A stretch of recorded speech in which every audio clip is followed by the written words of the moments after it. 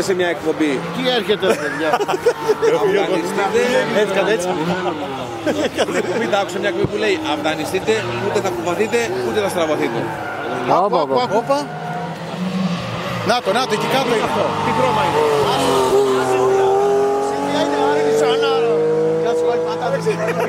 Με τα μπουρδέλα ρε. Αλλά πήρε τα αρχίδια που σε έκασα καμιά τρίφη σήμερα. Η Σανάρα ρε. Κάτσε να δούμε είναι αυτό, γιατί κόκκινο το στάλο.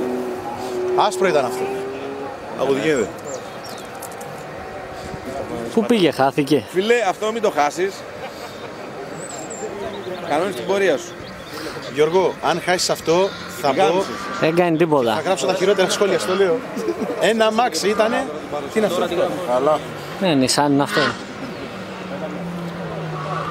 Το Γιώτα.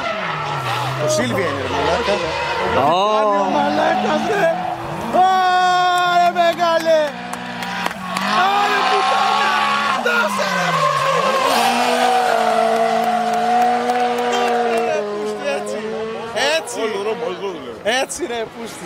Όλος είναι πιο Άντε ρε μαλάκα. Δεν το βάζεις στην αρχή της στροφής, το βάζεις στην έξοδο της στροφής. Δεν το βάζεις από την αρχή της στροφής, από τη μέση και μετά το πλαγιάζει. Ενώ μπαίνει κανονικά, στη μέση της στροφής δίνει γκάζι, όχι, δεν το δίνει. Δεν την παίρνει όλη τη στροφή. Το λάντα, μαλάκα, άστο.